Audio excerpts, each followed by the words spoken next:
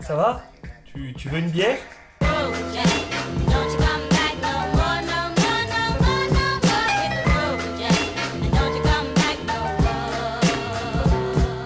Max, attends! Non, c'est bon, tu m'as saoulé là. Bon bah tant pis, hein. Bah salut les potes et bienvenue dans ce 10e épisode de Retour vers la culture. Et aujourd'hui, bah c'est le projet Blair Witch.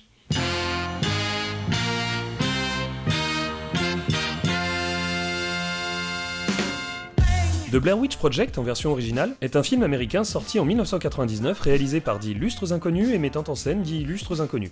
Réalisé pour un tout petit rikiki budget de 25 000 $, il leur rapporta près de 248 millions, soit presque 10 000 fois plus que son coût de départ. Je peux donc dire, sans trop me fourvoyer, que c'était plutôt un succès. La méthode de réalisation utilisée pour ce film est assez particulière parce qu'il s'agit d'un found footage. Et avant de parler du film, on va s'attarder un petit peu sur cette technique. Le found footage signifie littéralement métrage trouvé. Oh! Un métrage! Cette technique consiste tout simplement à mettre la caméra dans les mains d'un protagoniste du film, un peu comme quand tonton Jean-Michel se filme glorieusement en train de faire un barbecue.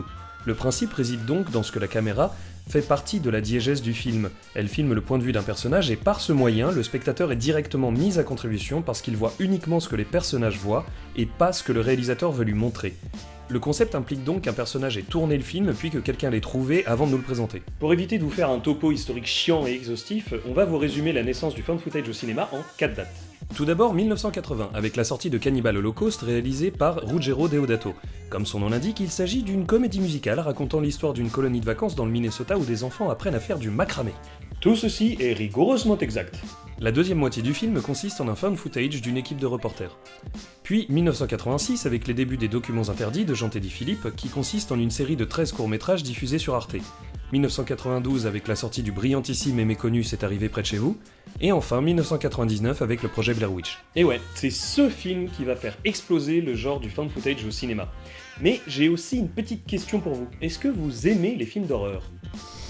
Bof, pas trop, non. Et bah ça tombe bien, parce que notre film du jour est un film d'horreur. En version bisounours. Nous allons donc suivre les pérégrinations d'un groupe de 3 étudiants en cinéma, Heather, Josh et Mike, bien décidés à se la jouer Boy Scout pendant un week-end, parce qu'ils ont la merveilleuse idée de vouloir réaliser un reportage sur la légende d'une sorcière qui habiterait dans la forêt de Blair dans le Maryland, en plein milieu de la période d'Halloween. On se demande bien ce qui va leur arriver, tiens. Alors, au début du film, ils font les courses, interrogent des vieux et des pecnos, puis décident enfin d'entrer dans la fameuse forêt pour un petit périple. Ils plantent leur tente, pètent dedans et se filment en train de pisser. Après 25 minutes de péripéties de ce genre absolument passionnantes, les réalisateurs comprennent qu'ils viennent de niquer un tiers de leur film en scène d'exposition et décident enfin de passer à l'étape supérieure. C'est alors que nos 3 boy scouts en herbe vont faire la découverte la plus terrifiante qui puisse être montrée à des yeux humains. Des tas de cailloux. Terrorisés par cette découverte, et aussi parce qu'ils entendent craquer des arbres la nuit, en même temps ils sont dans une forêt, les loustiques décident de retourner à leur voiture pour rentrer, mais ils se perdent dans la forêt. Bah oui, parce qu'en fait ils ont une carte, mais ils ont pas vraiment marqué leur point de départ, ni le chemin qu'ils ont fait, ni même emprunté de sentier. Ils savent d'ailleurs même pas vraiment utiliser une boussole. Nos 3 champions du monde sont donc complètement perdus, l'ambiance entre eux se dégrade de plus en plus et des phénomènes étranges se multiplient et deviennent de plus en plus oppressants. Vont-ils réussir à s'en sortir, ou se dirigent-ils tout droit vers une mort atroce et certaine ? Les tas de cailloux sont-ils réalisés par la sorcière de Blair, ou simplement par un fétichiste des minéraux bien ordonnés ? Heather aura-t-elle enfin le droit de fumer sa clope sous la tente quand il pleut, en compensation de ses amis pétomanes ? Vous le découvrirez en regardant le film. Donc là, c'est le moment où tu dis que le film, c'est de la merde. Bah en fait, non. Non? Donc ça veut dire que tu l'as aimé. Bah non, c'est juste que je comprends absolument pas l'engouement de taré qu'il y a eu autour de ce film.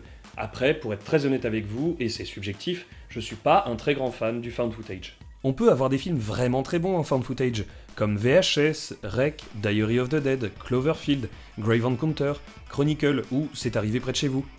Je fais pas partie des détracteurs de ce style, c'est simplement que j'en raffole pas particulièrement. C'est un choix artistique comme un autre que je respecte, mais le cadrage, souvent dégueulasse, me file la gerbe, on a droit à des acteurs généralement assez nazes, et c'est aussi très exigeant parce que si on gère mal le style, le spectateur se fait chier rapidement. Et ça donne un film qui pisse pas bien loin, ce qui est arrivé pour moi devant le projet Blair Witch. Après, ne me faites pas dire ce que je n'ai pas dit, c'est pas un mauvais film, mais je trouve que son succès est complètement démesuré. C'est censé être un film d'horreur, Il dure 1h17 et pendant 1 heure il ne se passe presque rien. Il y a bien 3 moments flippants et très bien foutus, mais l'un des 3 se trouve littéralement être la scène de fin, donc ça fait un peu chier quand même quoi. Entendons-nous bien, avec un budget pareil et ce style de réalisation, il fallait pas s'attendre à un chef-d'œuvre. Je dois souligner que les acteurs, totalement amateurs à l'époque, s'en tirent super bien, même si en soi on les voit pas énormément. Beaucoup me diront que la réussite du film vient du fait que le found footage permet une grande liberté d'action pour la réal, mais aussi une grande liberté d'imagination et d'identification pour le spectateur. Évidemment, tout l'intérêt de ce style est de brouiller complètement la frontière entre la fiction et le réel. Garder les prénoms des acteurs dans le film en est un exemple parfait, et là-dessus, je suis d'accord. Mais beaucoup ajouteront que la force du film réside dans l'angoisse crescendo qu'il véhicule, et là, je suis pas d'accord. Alors qu'on soit clair, je n'ai jamais aimé le torture porn, le gore ou les films hyper graphiques et bourrés de jumpscares dont on nous abreuve aujourd'hui. Ce que j'aime dans un film d'horreur, c'est l'angoisse montante qu'il véhicule et le propos qu'il tient. Si je devais nommer mes 5 films d'horreur préférés, tous de styles un peu différents, je dirais Shining de Kubrick, The Devil's Rejects de Rob Zombie, The Thing de John Carpenter, La colline à des yeux de Wes Craven et Zombie de George Romero. Mais ce que j'aime dans ces films, ce sont tous les choix artistiques qui sont pris par le réal, tous les messages et le propos qu'ils véhiculent, et toutes les techniques de réalisation qu'ils utilisent ou choisissent de ne pas utiliser. Mais là, la sorcière qui blaire, c'est juste une histoire de fantôme qui fait peur qu'on se raconte en colo au coin du feu, quoi. Et oui, c'est divertissant, mais très oubliable, parce que les moments de tension vraiment intenses sont vite désamorcés, comme des pets sur une toile cirée. Bien sûr, l'angoisse des personnages monte crescendo, et on les comprend. Mais le problème de Blair Witch, c'est que malgré tous les artifices des réalisateurs, je trouve que, c'est pas suffisant. Un film d'horreur qui se repose sur 3 scènes fortes qui retombent aussi vite qu'un soufflé et ne permettent pas à chaque fois une réelle montée de l'angoisse, ça marche pas. Du moins, pas sur moi. Et je pense que le plus gros problème du film, c'est l'écriture.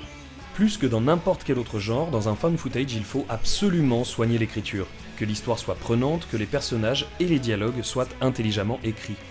Parce que dans ce style de film, la mise en scène est réduite à son plus simple appareil, il faut que les personnages compensent en nous faisant vivre pleinement l'histoire.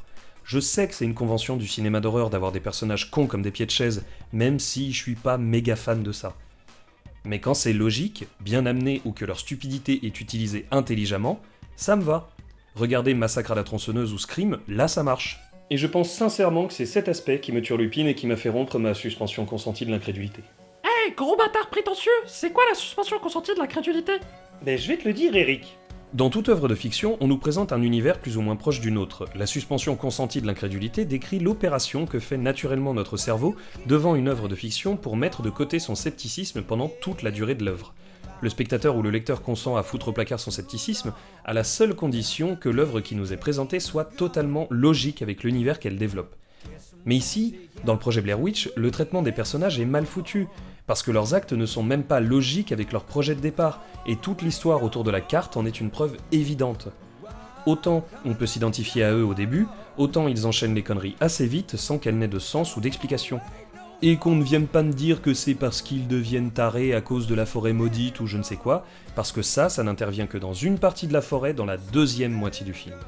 En tant que found footage d'horreur, Blair Witch a eu de très bonnes idées, mais ne les a pas entièrement menées à bien. Beaucoup de gens considèrent que parce que le cinéma est un art à part entière, le found footage est un truc de branleur sans ambition.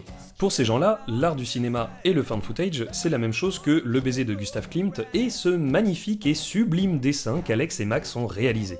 Alors ça c'est moi qui l'ai fait, c'est la maison de quand j'étais petit, avec mon papa qui est là, à côté de la maison, ça c'est ma maman, elle est là, moi je suis là, alors on me voit pas très bien parce que je suis en jaune, mais je suis juste là. Voilà, et ça c'est mon dragon qui crache du feu pour détruire toute sa maison, et ça c'est une grosse bite. Mais je ne suis absolument pas d'accord avec ça.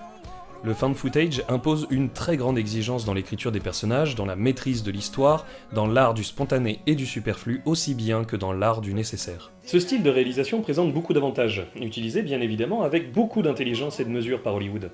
Ceci est totalement ironique. Le found footage permet un marketing facile et agressif, il ne demande que de très petits budgets, et il est principalement utilisé dans l'horreur parce que le hors-champ y prend une part énorme et que la suggestion y est un maître mot.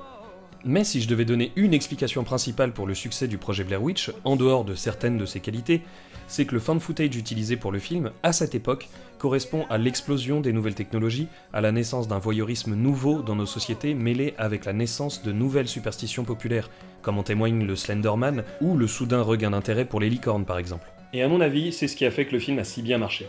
Faire un film d'horreur, c'est accessible à tout le monde. N'importe quel abruti avec une caméra à l'épaule peut en faire un.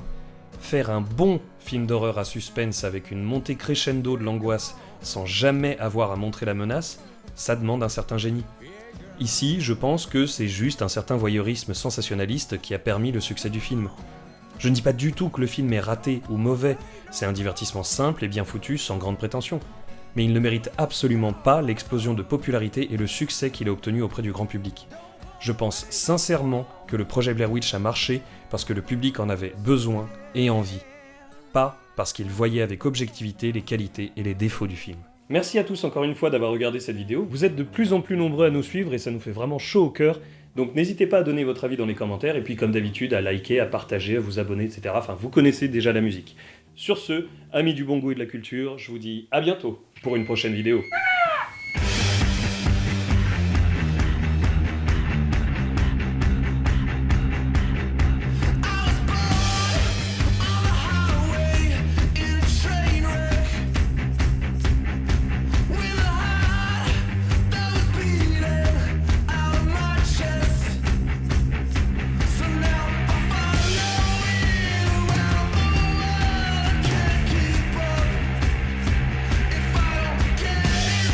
Attention, surjouez, rigolez pas.